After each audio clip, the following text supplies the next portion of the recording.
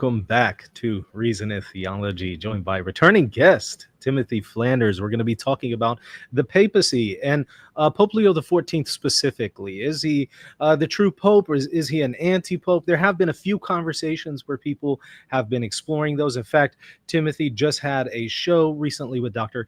Edmund Mazza where they were having a friendly discussion on that question, and I saw it and I thought it was pretty productive, and I wanted to bring Timothy onto the show to maybe offer a presentation on the position for why Pope Leo XIV is the Pope, is truly the successor of St. Peter, and maybe an opportunity to rebut some of the criticisms and arguments that have been offered so far to say that he isn't truly the Pope. So that's what we're going to be exploring today. Welcome back, Timothy. How are you?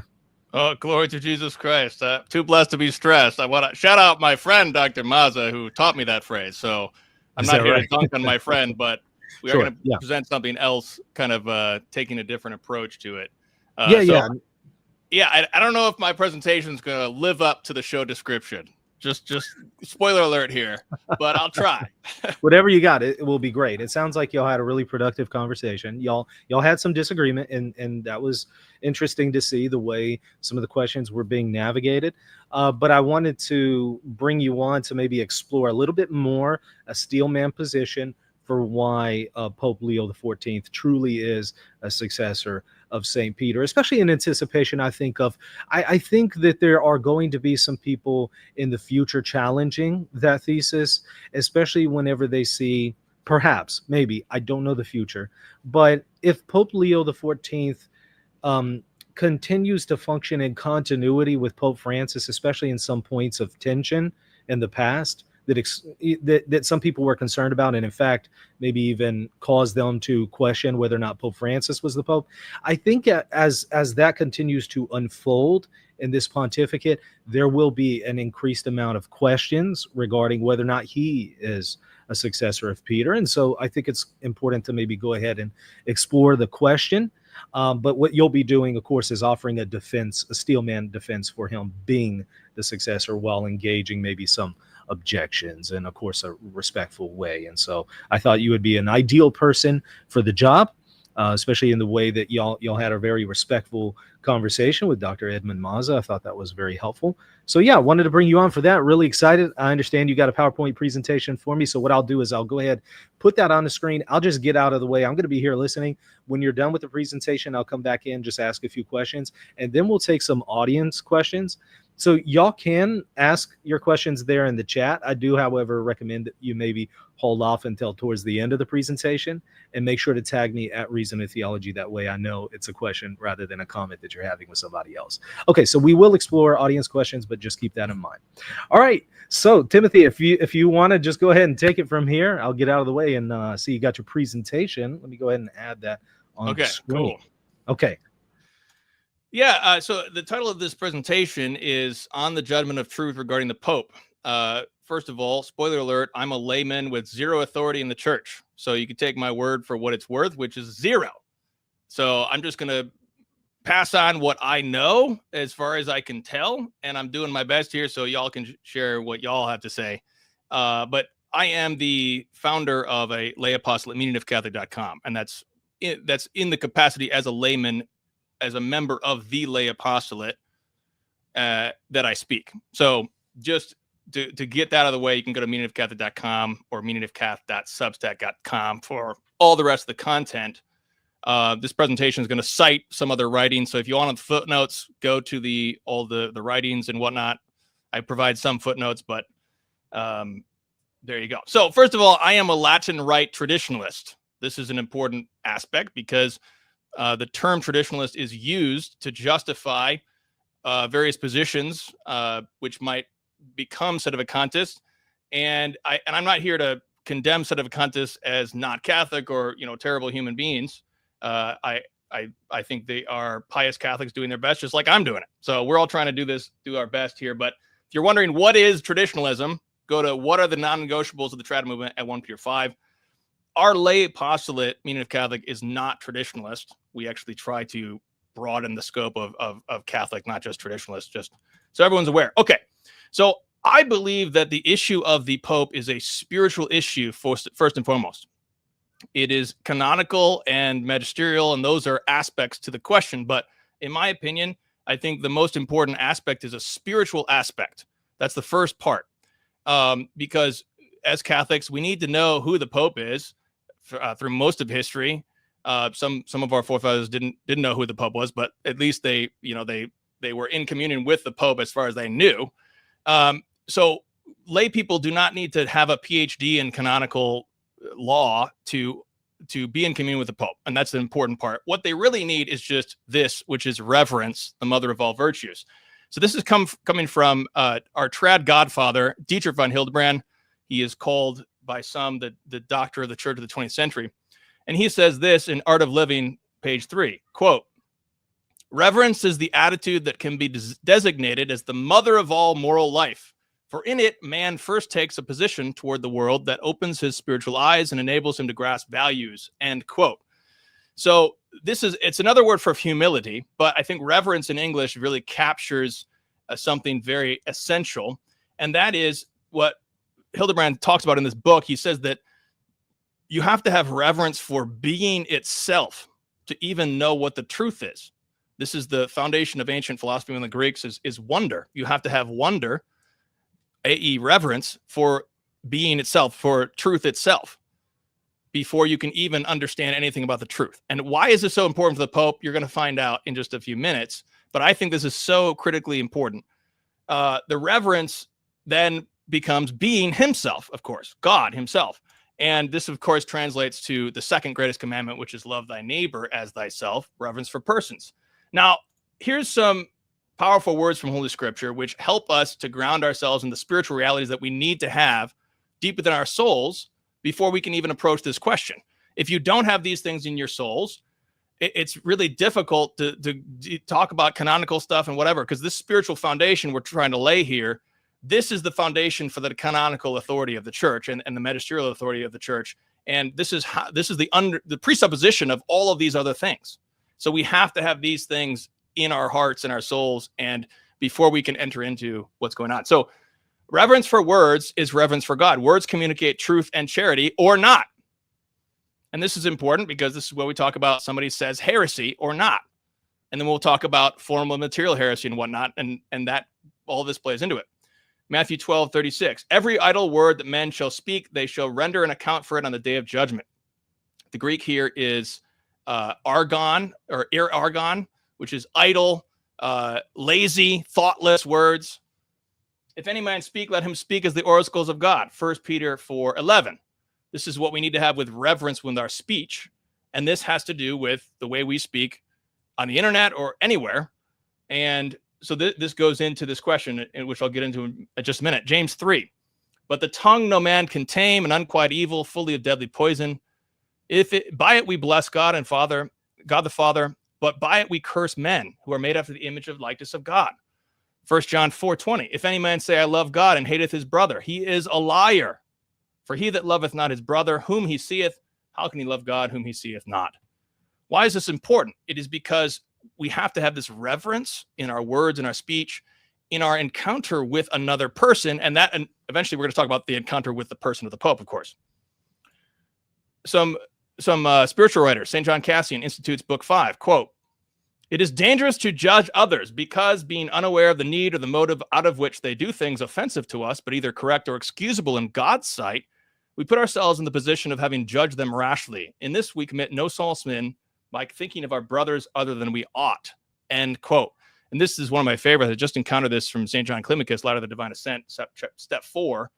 Quote, "Whoever in conversation seeks to establish his own opinion, even if it were true, is sick with the devil's disease," end quote. In other words, he fails to have reverence for other persons. He fails to have reverence for understanding the truth of another person, to find out if that person really is the way he is appearing on prima facie, the way he's really appearing to you or not. You really have to dig deeper to understand who a person is, what they're saying, what exactly is going on. And this all goes into heresy, because what somebody says that seems heretical to you, we're going to talk about why is it so confusing nowadays. I'm going to have a historical hypothesis about why it's so confusing nowadays. Now here's St. Thomas Aquinas. Quote, he who interprets doubtful matters for the best. So he's talking about if you find somebody who seems to be talking heresy. So person X over here, maybe he's the Pope. This person over here seems to be speaking heresy. St. Thomas tells you what to do in that case. He says this, quote, he who interprets doubtful matters, i.e., is he speaking heresy or is he not? I don't know for sure. So that's a doubtful matter. He who interprets doubtful matters for the best may happen to be deceived more than often than not. Yet it is better to err frequently through thinking well of a wicked man than to err less frequently through having an evil opinion of a good man, because in the latter case, an injury is inflicted, but not in the former, end quote. So in other words, if someone comes along and seems to be speaking heresy, you should interpret that for the best as best you can, because that way you don't sin against charity. And you also don't sin against truth either, because if you're having an error about what that person actually says, or an error about what is the heresy or what not, then you're sinning against truth as well.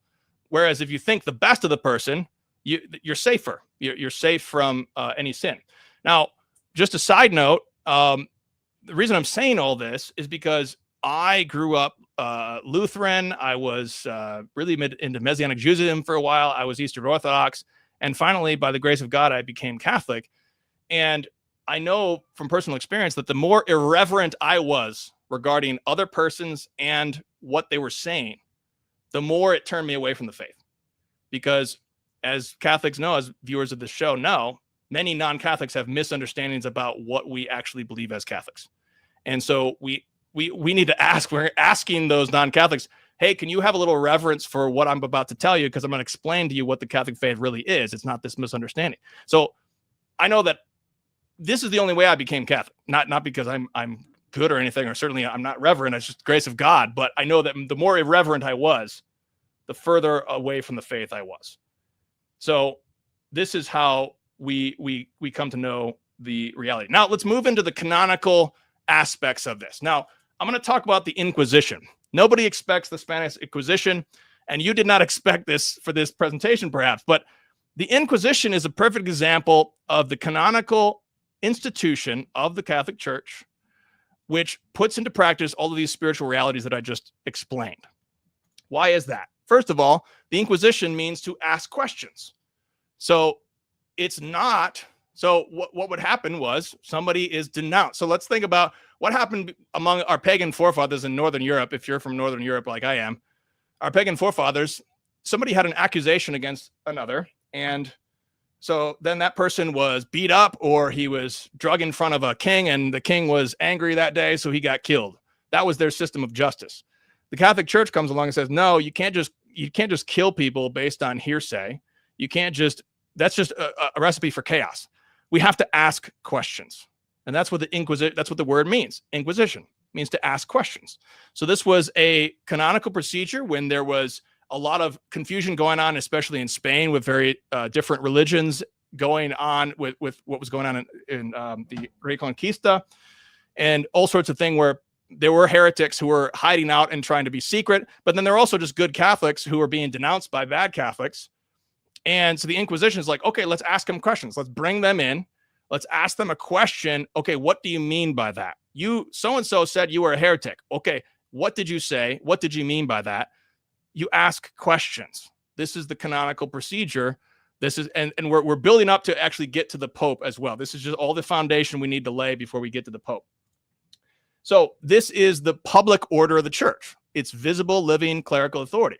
This, of course, is in contrast to the Eastern Orthodox, who do not have a universal living authority. You can go back to the book of Acts 15 and 16. That was universal apostolic authority, public order. The Protestants obviously don't even have anything close to even what the Eastern Orthodox do. So this is what distinguishes the mark of the church, one holy Catholic and apostolic. And the Inquisition is this public order, the need to have this public order to decide the doubtful matters that are the dubia.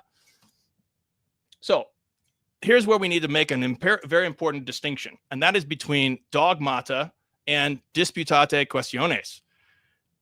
Very simply put, there are different grades of theological notes. I'm sure Mr. Lofton has educated all the viewers here about that sort of thing.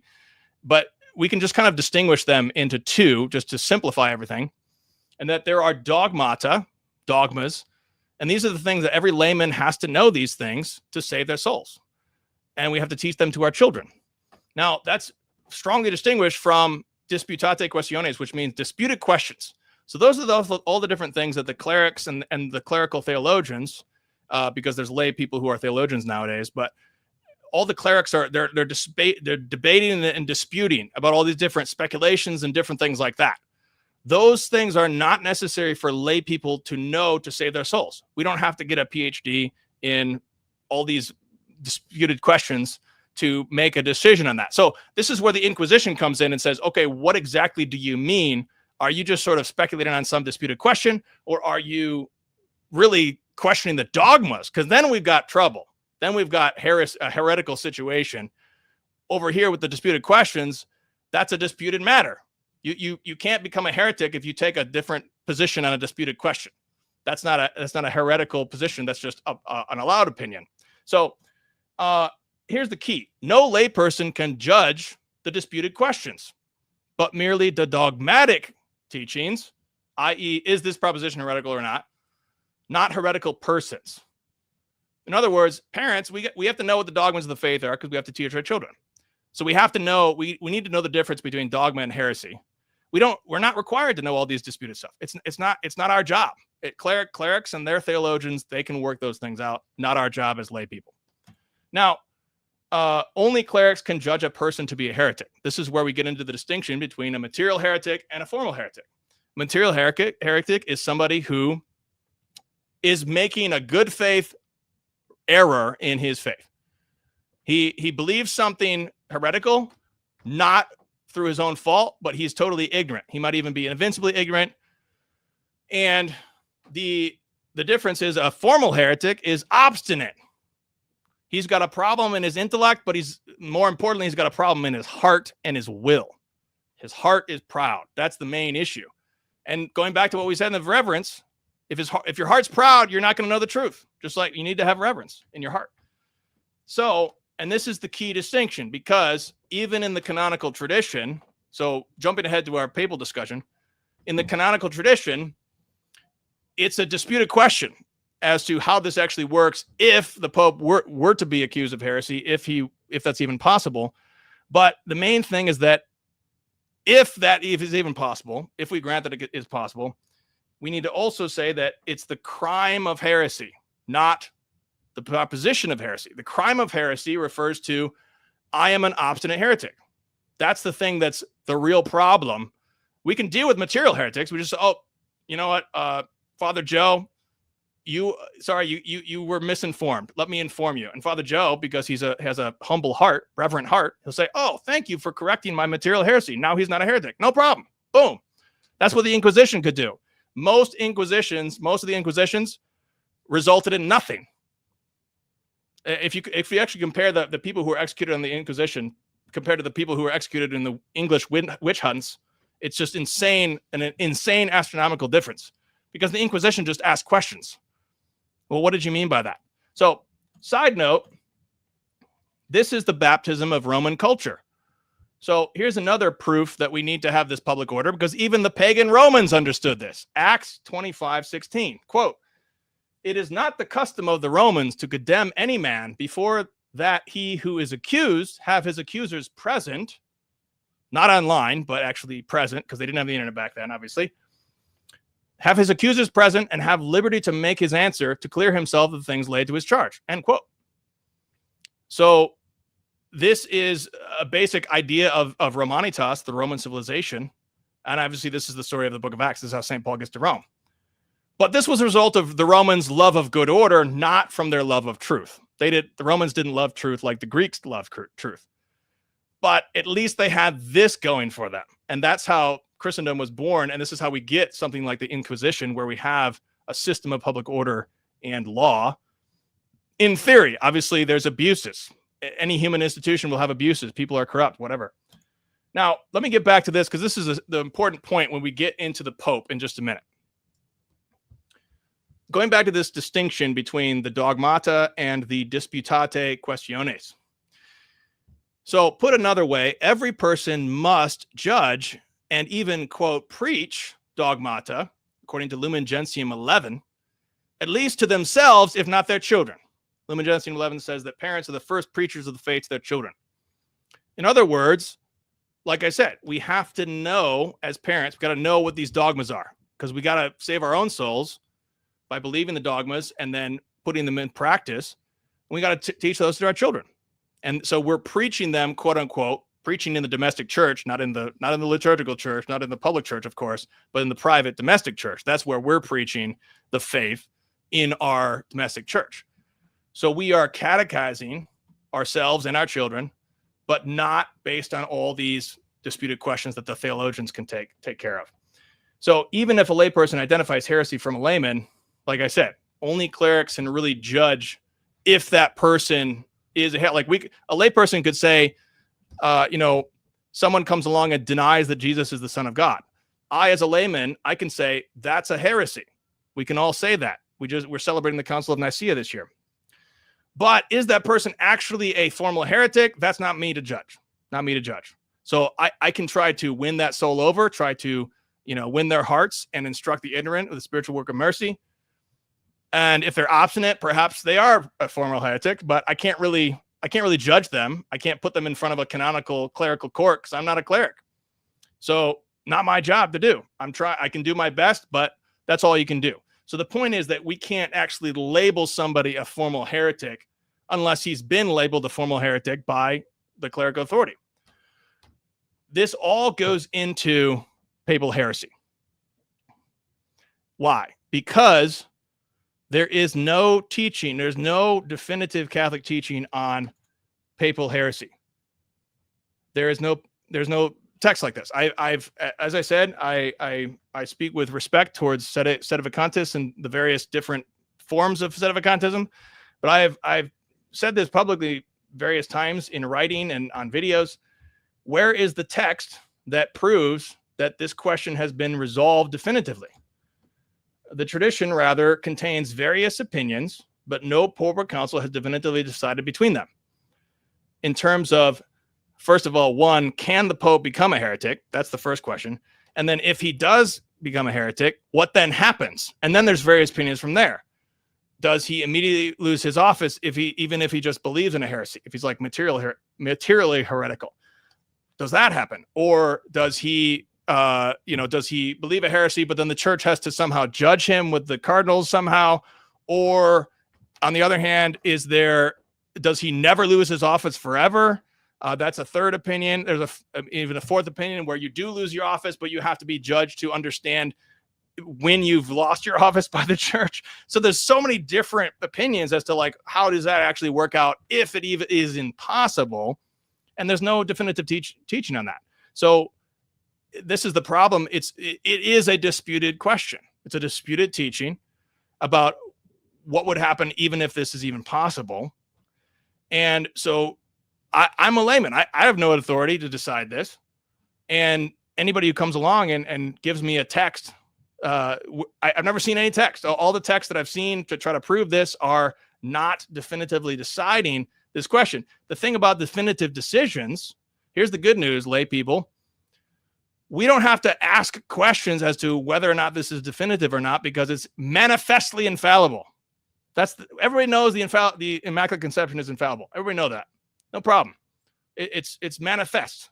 And that's the nature of the magisterium, to make something manifestly clear. So everybody, you don't have to have a PhD to understand what the dogmas are. That's the good news. So let's move on. What has the church judged? The visible authority has judged Pope Leo to be the Pope. So that's the first thing. If we assume, based on all these things I've said so far, that we have to have a visible authority to judge a disputed matter, the visible authority has judged Pope Leo to be the Pope. What is the visible authority? It's the conclave, first of all, elected him, and then no gaggle of bishops, or pride of lion bishops, perhaps. No bishops are gathering in a new council to reject him as Pope. Where's that council happening? I'm not aware of any. There's single bishops here and there, isolated bishops. And that's really always been the case. There's always been anti-pope controversies. This even goes back to the early days of, he had, who is it, like Novatius? Michael Loft would probably correct me if I'm wrong. I think it was Novatius was an anti-pope, or various popes, even before Constantine, they were fighting over the papacy. And so there were anti-pope issues. And really, you only have these serious doubts as to whether or not the visible authority claims XYZ as Pope, really in the Great Western Schism, where you do have 3 different popes, where Christendom is divided, the visible authority of the church is divided on who's the Pope. Or you do have particular situations, like we just celebrated Pope Saint Silverius, who's an interesting martyr in the 500s, who got deposed by the Emperor Justinian. Then he was starved to death in Ireland, and Pope Vigilius was imposed on the church. And so the question is, like, when did Vigilius become Pope, and when did Silverius lose his office? Was it when he died, or was it that's just, the theologians can work that out when exactly that happened.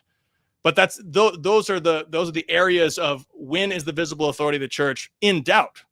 Well, there's no question that the visible authority of the church has judged the Pope Leo the Pope.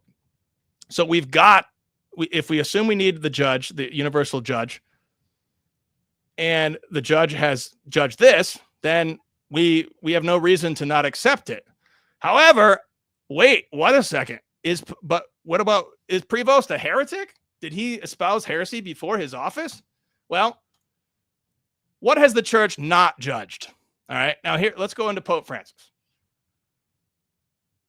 Now, Pope Francis obviously said and did things during his pontificate which were confusing to put it the most positive way possible. They were confusing. And so a good number of Catholics who were, pious Catholics from various stripes, traditionalist Catholics, conservative Catholics, various people questioned various things that Pope Francis did. They started to question whether or not these were, in fact, errors or heresies that Pope Francis was saying or doing or promoting.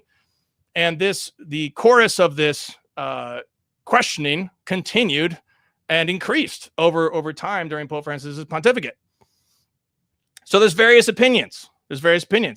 I know a very respectable voice, Dr. Robert Fastigi, he defended Pope Francis completely, the entire pontificate, as not being heretical. So there's various opinions here, but what the church authority never judged Pope Francis to have actually lost his office. Now, there is an instance of the cadaver synod way back during what we call the pornocracy period in the 900s. I believe it was Pope Stephen VII or something like that, where a subsequent pope dug up his predecessor and condemned him and said all his acts were null and void. And that's kind of been just lost to history, because I think our forefathers were just like, okay, that's a mess, let's move on, because it was a mess. And there are these messy things in church history where we don't actually have all the exact details as to, like, when was he the pope, what happened exactly.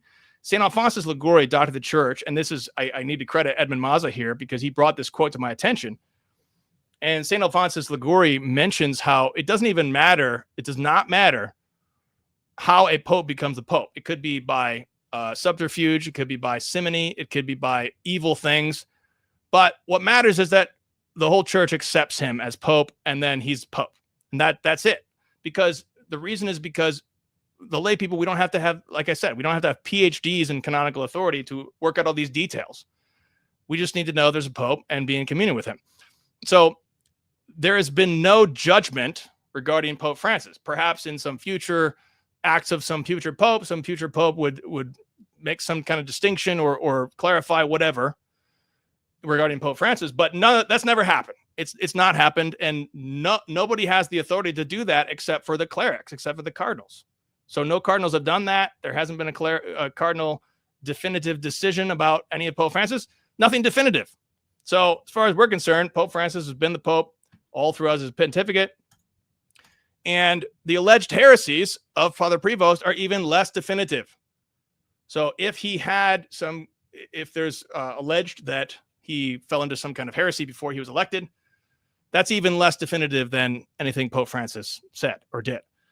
So there has not been a judgment, and there needs to be a judgment for a question of heresy.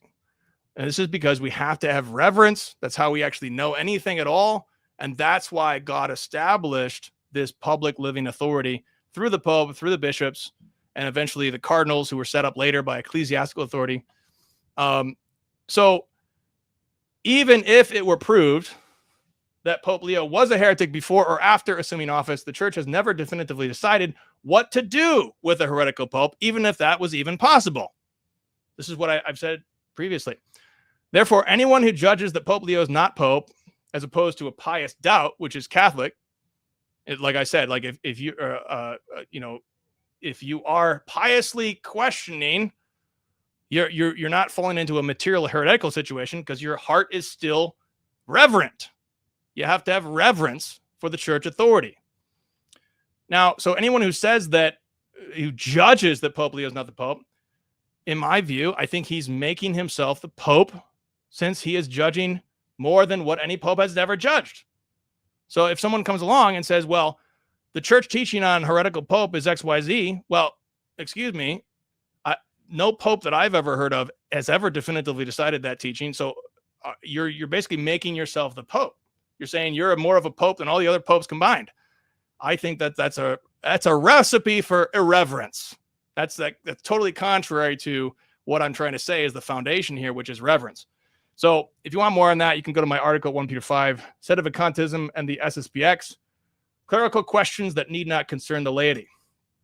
Okay, now, this is a side note, less, and then we'll get into like the dogmatics of Paul IV and all that stuff, I'm sure, and all the sorts of questions, but these are the foundational things. Now, in my opinion, the reason this is so confusing about what is the dogma, what is the disputate, it's because of we're living in this modern revolutionary period, and it has to do with the pre-Vatican II decline of theology and the post-Vatican II collapse of theology. And this is, and you can read my articles of those names at 1 Peter 5. But here, I'm going to quote a very reputable traditionalist historian, Mr. Henry Sear, from his book, Phoenix from the Ashes, 139. Quote, he says this: Pius X followed up his doctrinal condemnation of modernism with the purging of the Catholic seminaries, in which, on the plea of rooting out modernism, anything but the most conventional orthodoxy fell in danger of proscription. End quote.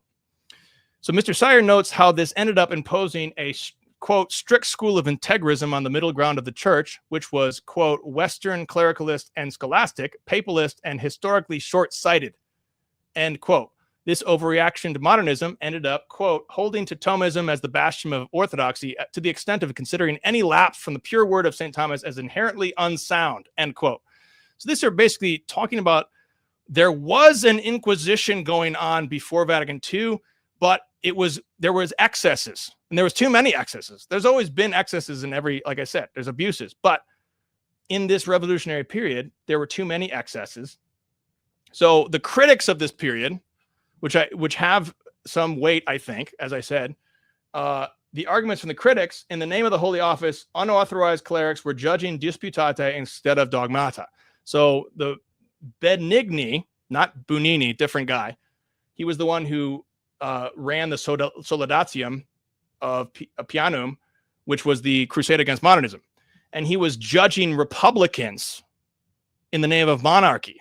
This is according to the New Catholic Encyclopedia article about Benigni. So after Vatican II, the same thing happened in reverse.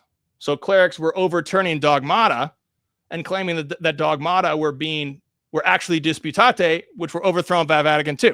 So then you have hotshot Jesuit number 2 comes to your parish and he says, oh, we don't have to believe in the real presence anymore because Vatican II talks about the community of all believers, or you can be a priest now because all sorts of nonsense.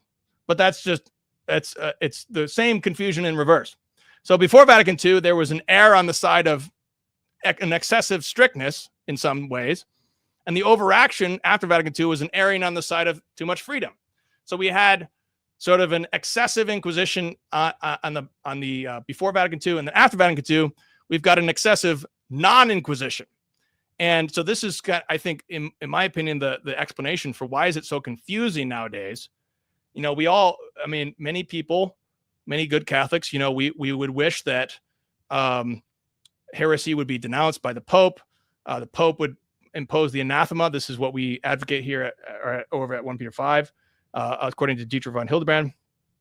And perhaps a future Pope will impose an anathema with just restoring or reaffirming the dogmas. But we're in this time where popes are speaking in ways that are confusing to many good Catholics. And so if the popes are speaking that way, we need to follow the traditional process. We need to ask questions. And this is one of the criticisms of Pope Francis, obviously, was that the first set of dubia were sent to Pope Francis, but he didn't respond. So we wish that the Holy Father would have responded and clarified and reconfirmed the dogmas of the faith, but he didn't. And he's not forced to do that. But we as lay people would hope that he would do that. But we have to follow the model of the Inquisition here. We got to ask questions and try to find out the answer. And if we don't get the answer as to who the Pope is, or if the Pope is teaching a heresy, if we think it's a heresy, if we don't get that, we can just move on with our Catholic life, which is teaching the dogmas to our children. We can move on with that. We don't need to work all these things out, because that's the job of the clerics. They can work out those aspects.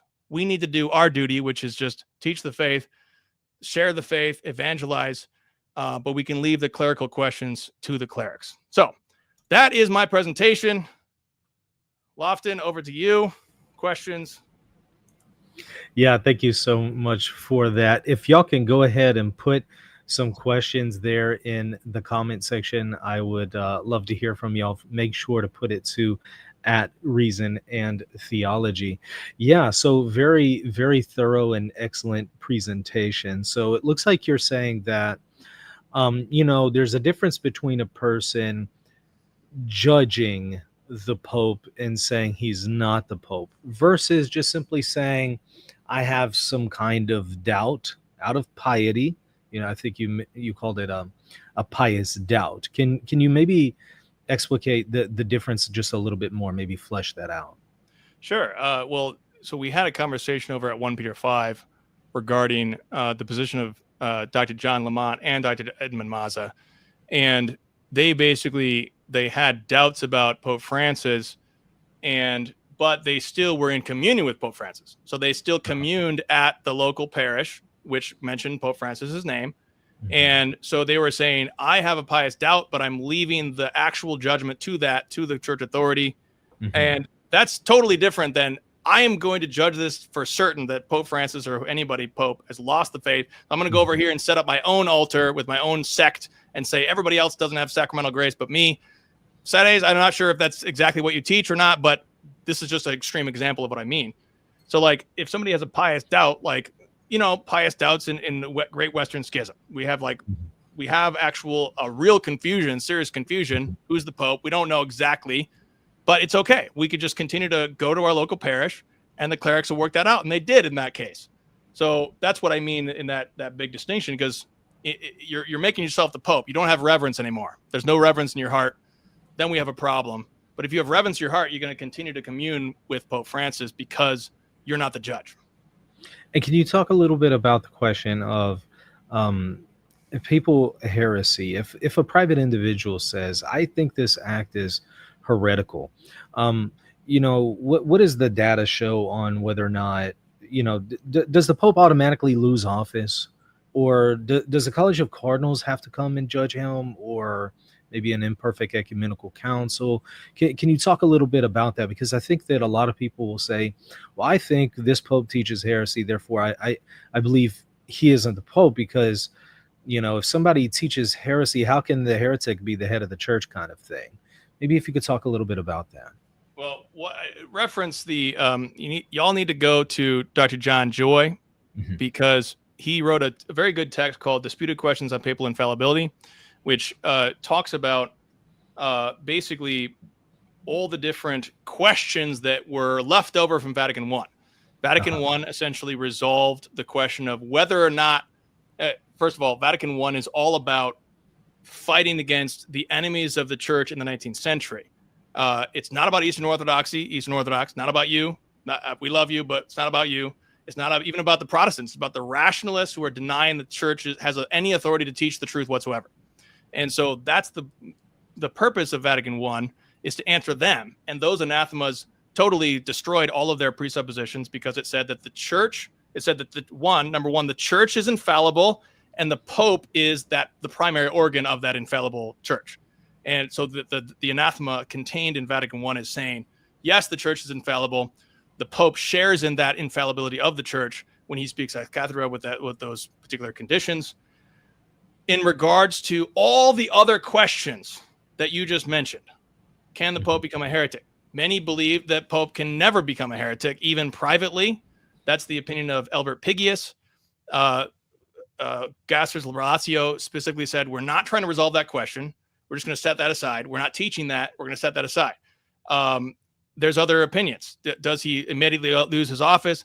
Can a layperson even judge that? That would still be a disputed question. I would say the evidence is zero that a layperson can do that. But you just mentioned these various opinions. St. Robert Bellarmine, in his book on the Roman Pontiff, mentions the various opinions, and he has his own opinion. Robert Bellarmine believed that the Pope could never become a heretic, and he wrote a whole book defending all the popes who were, like Honorius, who were accused of that. But he said that opinion is merely probable, which means that it's a rational opinion that one could take. So you can take that opinion, obviously. But Vatican I did not decide that particular opinion as to how would that even work, if it's even possible. So there really is no, you could maybe just say that there are more probable opinions than others. Bishop Schneider has weighed in on this. He says his opinion is that if a pope becomes a heretic, he never loses his office. That's his opinion. And that's different than St. Robert Bellarmine. But there's no definitive judgment between those two opinions and the other opinions thereof. Yeah. So it would be an area in your estimation that people can come to different conclusions on until there's further clarity from the magisterium. Yeah. Yeah.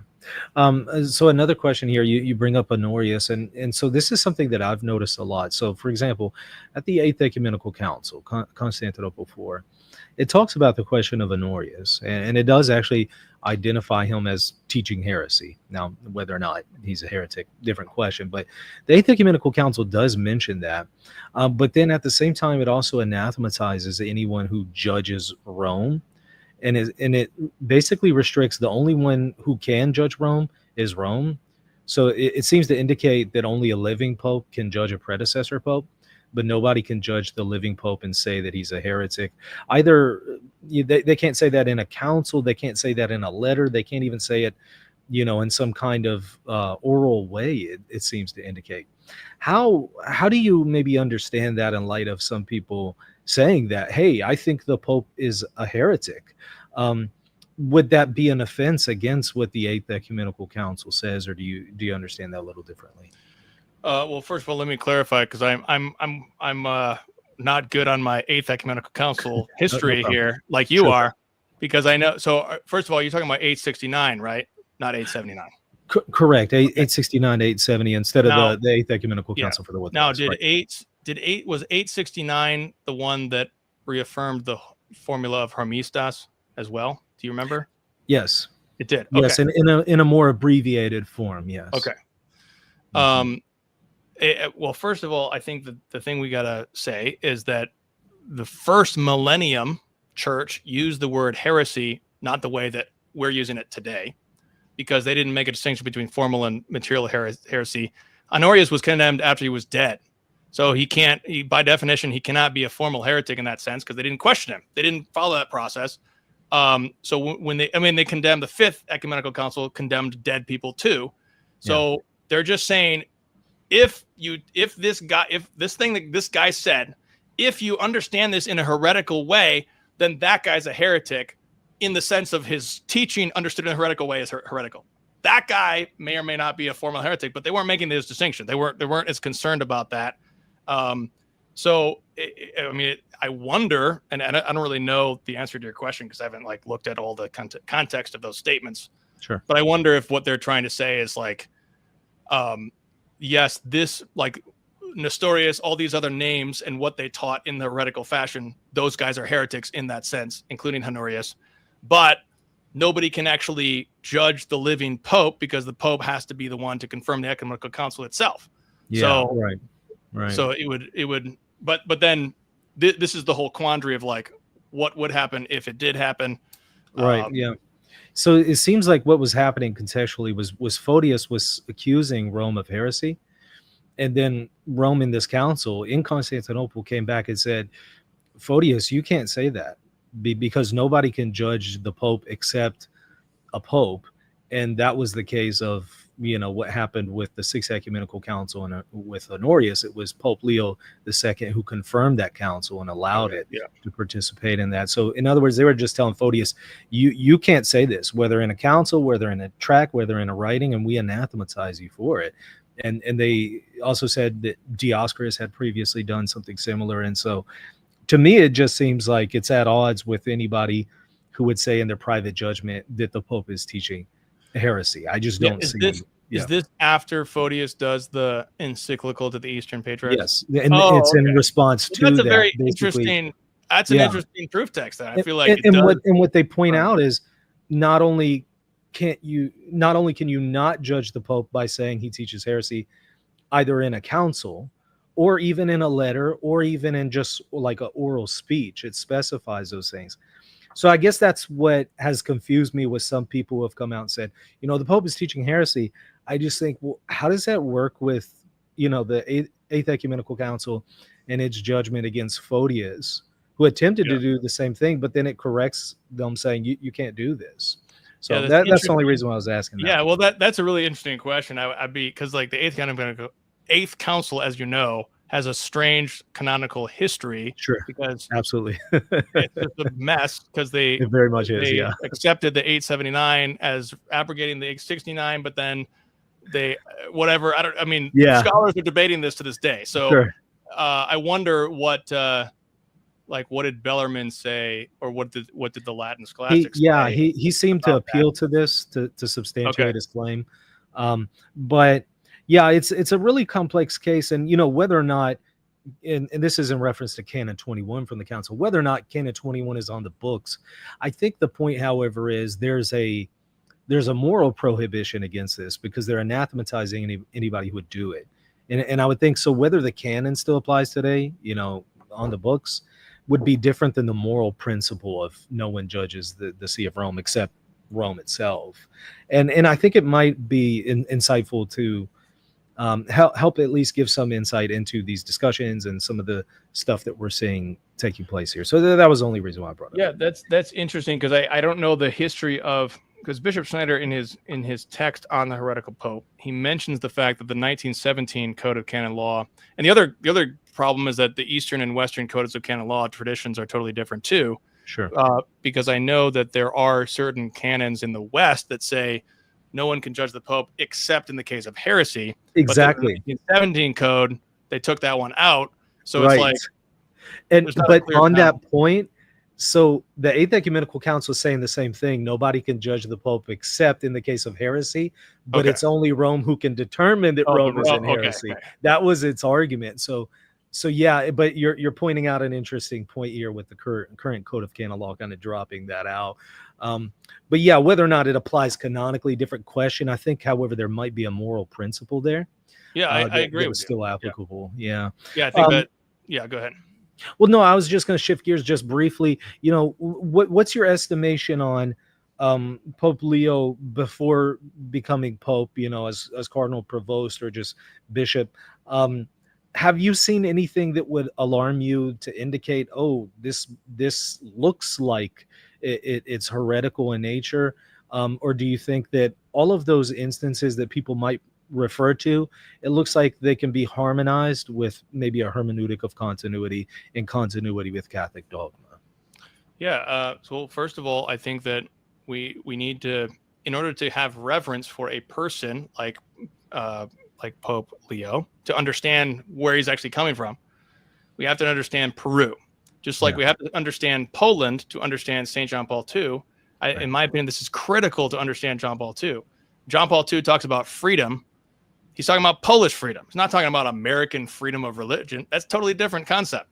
So we understand Peru. Over at Meaning of Catholic, we have a series with Luis Medina talking about the history of Peru, especially in the 20th century, and looking at Father Prevost and what he did in his life. And we see that in Peru, there were the communists who were taking advantage of the socioeconomic poverty and situation of the Peruvians. And then there were also these right-wingers too, who were fighting against the communists. And Father Prevost comes in, a later bishop, and he critiques both sides of that. And he helps to actually condemn the right-wingers later on because they're a Catholic group, but there's some corruption in there. And so I would point everybody over to Meaning of Catholic to really understand, to try to get that. We'll have part 2 and part 3 about Peru and Prevost coming soon. So that's the most important part, I think. Peru helps us understand, what does he say, what is he doing, and we're Anglophones so I don't know about you, but I don't know Spanish, so I don't have a good understanding of all these different things.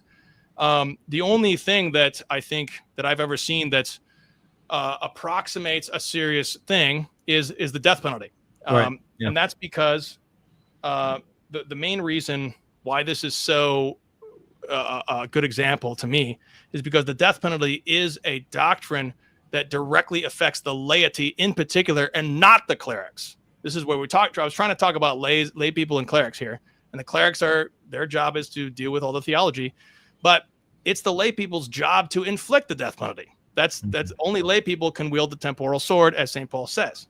So this is I think the bigger question that's arisen. John Paul II started saying things against it. Ratzinger clarified and said, when John Kerry was up for president, he clarified and said, you can disagree with John Paul II about the death penalty, but you can't disagree with John Paul II about abortion and be a good Catholic in good standing. And then Pope Francis came along and said the death penalty is inadmissible. It is per se against human dignity. Now we have a situation. This was in 2018, I believe, in First Things. So again, First Things, not a traditionalist journal, but they had a question. They were asking a question. They were asking a question. Pope Francis, what do you mean by this? That seems to be against this tradition. And so Prevost has said something like that. He quoted Fratelli Tutti. The passage in Fratelli Tutti does not actually, to say that the death penalty is inadmissible, like, well, okay, what do you mean by that? Are you saying it in the sense of John Paul II? Or are you just saying, like, nowadays we shouldn't do it? Well, that's totally different than saying, well, this is intrinsically evil and it was always evil forever. Then we have a problem at that point. And further complicate it, not only is he saying it's inadmissible, but he's certainly saying in infinitas dignitas, I think is the name of the document, right? Infinite dignity, dignitas infinita. Yeah, he was saying that it's always a violation of human dignity. So it then raises a question. Okay, well, was God commanding something that was against human dignity in the Old Testament? Because it is commanded in the Old Testament. Surely God is aware of infinite dignity of the human person. So how does that then work out with the deposit of faith? And so it's still, even setting aside the inadmissibility, what does he mean by that? There still is a very clear doctrinal claim that it's against human dignity. And it raises those questions. Okay, so God was prescribing something that is against human dignity. And maybe there's a way to harmonize all that. Maybe there is. But you can see why there's some difficulties. So does Pope Francis say in Dignitas Infinita that it was always for all time, since the beginning of time, that it was against human dignity? He indicates this is always a violation of human dignity. So my question then, is he saying it's always a violation of human dignity today in 2024, 25, or whatever? It doesn't appear that there's that qualification. Okay. It appears it's more broad, that this is always, like, at all times. Okay. That's the way I understand it. And he doesn't make any more specific qualifications that today, in light of the penal system, it would be a violation of human dignity. That caveat is not present. Yeah. He's making a broader claim. And that introduces some tensions and difficulties with how does this work with the New Testament and Old Testament, and maybe even some other instances of the magisterium where the magisterium has been in favor of the death penalty in the past, where these popes aware that they were violating human dignity in their judgments and allowing this. So he wants to say, of course, he explicitly says this is in continuity with the magisterium of the past. He does say that in one of his documents. Yeah, but he I've doesn't heard explain that. how.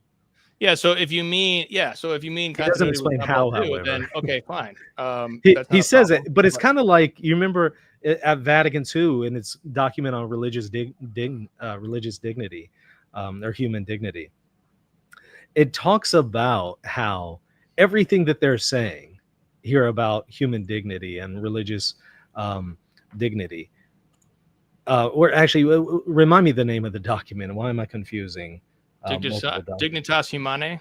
Yeah, human Dignitatis dignity. Humanae. Yeah, human dignity. I think Dignitas it's like Infinita. Yeah. right. There's so many of them at this way. I think it's paragraph 2 that talks about how everything that they're about to outline in the document is consistent with traditional Catholic teaching and what has been previously taught. But of course, they don't explain how. leaving a whole lot of discussion among theologians on how to harmonize this. So the claim is there. Pope Francis is saying this is consistent with the magisterium of the past, but he doesn't specify how and offer some attempt at harmonization. He just kind of leaves it to people to figure that out. And so I should mention my friend Matthew Levering. He, in his article at Communio, discussing this disputed teaching regarding papal error or not, he does make reference to an article by Barrett Turner, which is called Pope Francis and the Death Penalty, a Conditional Advance of Justice in the Law of Nations.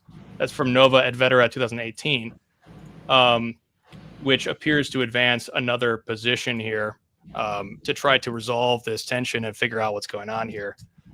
So just to note that, I haven't read that, but you can trust Nova et Vetera that they're not trying to well, so yeah, I think that there's you're right to point out the question of the death penalty and some tensions there, and of course Provost, prior to becoming Leo XIV, did seem to affirm the view that the death penalty is inadmissible. So those discussions, I think, are going to continue into this pontificate in light of that. But not only that, I have seen him, for instance, just a couple years ago, affirm explicitly and praise Bernardine and also Cardinal Supich on the question of the seamless garment and seamless garment theory. He puts forward both of their ideas on seamless garment and says that this is something that the church needs to hold to. So I could totally see some topics that he has delved into in the past that appear to be contentious and controversial, and I suspect will continue to be debated in this pontificate. Have you seen that, by the way?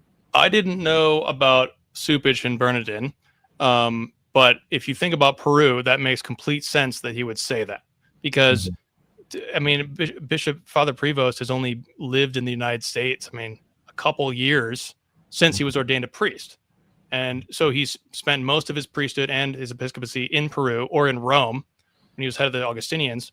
So if he comes along and he sees the words from Supich about seamless garment, or even more so, because I have a problem with the Democrat and Republican parties in the United States co-opting the Catholic Church and basically taking Catholic social teaching and ripping it in half, giving one half over to the Democrats and one half over to the Republicans. Like, how can you be pro-life and pro-war? That's a contradiction in terms. The church is totally anti-war. We're not pacifist, but we're anti-war. Yeah. And so and then a concern for the poor, concern for how can you be pro-life but then think the poor just well, they're poor because they don't work. This is the common Republican line. Well, that might be true for this poor person. What about this poor person? Like, that you can't just say that about everybody, So I have a big problem with the way that the Republican MAGA sort of thing. And by the way, I voted for Trump 3 times, but I have serious problems with the way that the Republican Party has co-opted the Catholic Church. So I can understand Prevost coming along and saying seamless garment if we understand it in the Catholic way, not in a way to promote. But here's the thing. Here's how he said it in context. Okay, what did he say in context? He then argued, you can't be pro-life if you're pro-death penalty. And that's the understanding he has of seamless garment. In other words, you can't be against abortion while still in favor of death penalty. He says you're not pro-life. He explicitly says this in this speech. I'll send it to you if you want to take a look. Well, I mean, that's interesting, and yeah, that's a good that is a serious concern. Yeah. What exactly does he mean by that? It's obviously the question I've been trying to say. Yeah. As far as I know, the anti-death penalty movement in the United States, as far as I know, has to do with I forgot the scholar who wrote the book called The New Jim Crow, which is all about the penal system in the United States. Is just a terrible system, which just it puts people in prison and then it brings them back to prison because the system creates more criminals, and then we're just executing them, and there's just absolutely no rehabilitation. There's no real sense of the Inquisition, like the Catholic sense of converting criminals and healing them. So as far as I know, the Catholic anti-death penalty movement is concerned about those real issues, which are very serious issues, which our Catholic social teaching would say this is a serious issue, and we have serious concerns about the way that the death penalty is being put into practice. And so if that's what you're talking about, I mean, it's easy to, I mean, if you're a pastor of souls, like Prevost is, you live in this reality, you live in this reality where you've been to the prisons and you've ministered to these people on death row. You know these people by name. Here we are, we're on YouTube. We have no idea. Like we're kind of talking abstractly, and it's easy to think abstractly about, and that's important. We got to think abstract because we think about the dogmas. But I wonder if what we're talking about, the death penalty, is concerned about that. I think the popes, like Pope Francis was great about anti-war. Again, he was great on the Ukraine crisis. He was great on the Gaza crisis, like promoting true peace, true justice, anti-conflict. So maybe the popes are just like, we are really concerned about this situation. Pope Francis did live through, he was pretty young, but he did live through World War II. Wojtyła and Ratzinger, Wojtyła in particular, he was serious problems with all the bloodshed. So I understand the concern about the death penalty. I'm not sure if the popes or the clerics perhaps understand the lay people's concerns about this concept. Yeah, especially the theological ones. But yeah, the question of rehabilitation seems to have been also an issue for Pope Francis. That's why he seemed to indicate that even life sentences are a silent death penalty, and he wasn't in favor of life sentences because he says this doesn't give an opportunity for a person to be rehabilitated. So I don't know. Yeah, fascinating stuff. Let's go to some audience questions here. So Paul asks, how is an antipope declared, and what does it, or who does it, and how? There's no church teaching, no answer to your question, Paul, in terms of how that actually works. Essentially, like I said, there's like, for example, the best in my article about clerical questions, SSPX Sedevacantism, I start with talking about the greatest saint of the 1300s, which was Saint Vincent Ferrer. And he was raising the dead and talking in tongues in a real sense, talking in all sorts of different languages and preaching the gospel and converting people. And he believed in Pope Benedict XIII, and he was an anti-pope. He was not the true pope. He was judged later on to not be the true pope, but he believed in him at the time. And so all these people, I mean, St. Vincent Ferrer obviously died and became a great saint, even though he believed in the wrong pope. So it's okay if there's some confusion, as long as you have reverence in your heart and you strive to be in communion with the pope, as St. Vincent Ferrer did. But the Great Western Schism is really the only time that there was a real definitive judgment as to what happened with these different popes, who was the real pope all along.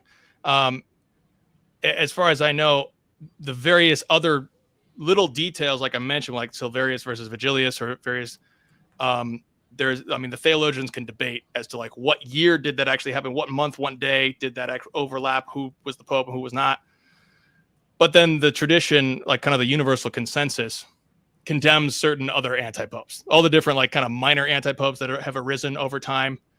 the universal tradition doesn't agree with. I got to look up if it was Novatius. I can't remember. You remember if it was Novatius? Yeah, he was an anti-pope for about Novatius, 7 or right, 8 years. Yeah. So he was never accepted by the tradition of the church. There's no question. Yeah, So I think he was sometimes anti-pope from like 251 to 258, somewhere around there. Okay. Yeah. Although later on, I think doesn't he become a saint? I think later. Saint Novatius. Am I wrong? I forget that. Hold on. I forget it. I think he may have become a saint later on, but I'll need to double check that. Don't quote me on that. Wouldn't be the first time an anti-pope became Novatian. Yeah, in some cases, anti-popes then later on became the rightfully ruling pope too. Let's see. Was Novatian a saint? Okay. Well, I'm getting a no on this, but yeah, so don't quote me on that. But I think there are some instances where later on they do. Okay. Now there's another question here. Jen Doe asks if there's an acknowledgement that the church can bind and loosen disciplines, small d traditions. Why do certain sects freak out whenever it's exercised? Would be the question. Yeah. What do you think? Well, I think that people are concerned about bad clerics out there. There's bad clerics out there who are spreading heresy and bringing souls to hell. That's something to freak out about, I think. So if the church is the Pope or the bishops are just deciding not to discipline that cleric or whatever, Catholics were suffering under Joe Biden. Like we had Joe Biden, he's a Catholic, and or we had Nancy Pelosi. God help all their souls.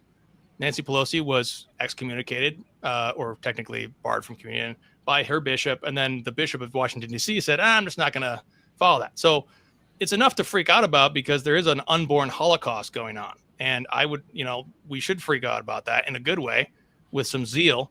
But we shouldn't just because there's, a change in the small t traditions, the disciplines, that's not questioning that the church still exists. The church still has authority. The clerics, it's their job, the bishop's job to enforce those canonical laws. It's their job. They will be judged for that. God will judge whether or not they did that right thing or not. So I think that there is a reason that people are concerned and they freak out, like you said. But we shouldn't go to excess. Obviously, we shouldn't truly freak out in a bad sense, like, oh man, we should become Eastern Orthodox because they're just changing all the sacramental disciplines or whatever. So we need to make the distinctions and try to be reverent. This is the whole message I'm trying to say here. And Great Wall is saying, how long would it be reasonable for a person to remain in doubt when the leadership of the Catholic Church accepts the Pope? I don't think that's reasonable to continue. If you've, in my view, I don't. The spiritual writers tell us. Part of Reverence is explained by the first few chapters of Dom Scupoli's book, Spiritual Combat. And in that book, he says the foundation of the spiritual life is trust in God and distrust of self. And so if I distrust myself on a very disputed matter that's very difficult and complicated, like I'm trying to say it's complicated, and all the bishops disagree with me, well, who am I? Like, I don't know why I would continue to trust in myself at that point. I know that but I just want to respect, like I'm watching one of your shows just a few hours ago. You were just mentioning Donum Veritatis, which is where there can be, a theologian can have some kind of pious doubt. Like, I'm not trying to cause a ruckus, but this is difficult for me. So I'm not trying, I wouldn't say, for me personally, I would just move on with my own life, me personally. But for those other pious souls, maybe you do have a difficulty. And like, I'm not trying to judge you. Donum Veritatis says, hey, as long as you don't cause a ruckus and like just try to create this big, huge scandal about it, we can work with you and we can work this out. So I think that's an important thing that even the Donum Veritatis is merciful as long as you're reverent. You got to be reverent though. Yeah, I'm glad you brought it up because Dona Veritatis indicates there's rare cases where very qualified sense, a theologian who's well trained, well studied, can reserve assent. They can withhold assent of intellect and will to a non-definitive teaching of the church in rare cases. And but right after that, it has 11 paragraphs against public dissent or really even private dissent.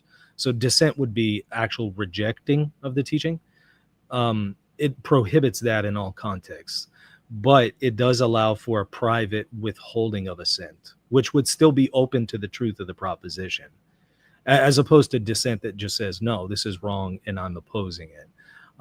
So it seems to try to make a really fine distinction where it wants to be merciful and say, okay, if you're really struggling with this non-definitive teaching, you just don't see how to harmonize it, you can withhold assent as long as you remain open to the truthfulness, to the teaching being true. You can suspend assent, but then it goes on to prohibit any kind of actual dissent, which would be a rejection of the teaching. And, Yeah. and I find that fascinating just because I don't see that being that distinction that it's exploring there really being acknowledged a lot in these discussions. It seems to me that a lot of people try to hang their hat and justify dissent by that caveat in paragraph 31 where it allows a withholding of assent. And they're conflating the two and kind of ignoring 11 paragraphs later that condemns dissent.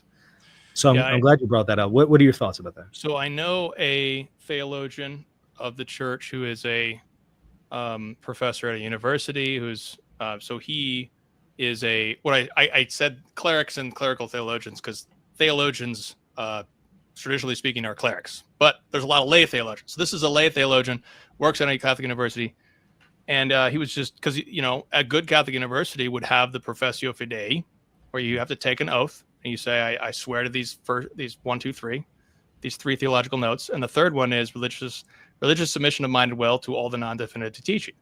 And so the question is, what exactly does religious submission of mind and will mean regarding the definition of what dissent means, as defined in all these cases? And I was talking with this theologian, and he was just talking about how he was put in a situation during the Pope Francis pontificate where he had to work through this with the magisterium, with his own bishop, to work out, well, how do I respond to this as a theologian? It's something that if you are a theologian, I'm not a theologian. I'm just a layman. I'm just a father. That's all like I said, I'm trying not to be a theologian here. Here's what I know. But if you are a theologian and you feel that you must dissent in a good sense, you could just work that out with your own bishop and talk to him about that. But the difficulty is the difficulty is we don't want to have a scandal to the faith, a scandal to the little ones, where we're saying all sorts of bombastic things on the internet, which is causing people to the sin of scandal, as St. Thomas says, is an occasion for your neighbor's spiritual ruin. That's a very bad thing we got to be careful about. At the same time, we have clerics nowadays who are questioning the dogmas. Now we're not talking about disputed questions. We're talking about the Dutch catechism, the bishops of the Netherlands promoting the denial of the dogma of the real presence after Vatican II. Right. So we have an entire bishops' conference promoting the most obvious heresy since Trent, which is the Protestant doctrine of real presence. So that prompted Paul VI to actually intervene. But I'm glad he intervened. But there's a lot of other situations where even bishops are bishops have published canonical, quote unquote, canonical catechism, where they put an imprimatur on it, but it's promoting all sorts of things like Jesus. Did Jesus really rise from the dead, or was that just a spiritual communion of this bishops are doing this? And so that's a problem with the faithful, because I'm trying to teach my kid that Jesus did rise from the dead. My bishop is saying that Jesus did not rise from the dead. Now we have a serious problem there. Right. So like, how do I like tell the bishop, like, your excellency, Jesus did rise from the dead. Christ is risen, but I do want to respect you. I'm not trying to cause a scandal here. That's why St. Thomas would say only in that case can you risk that scandal to the faith. You have like a situation like that.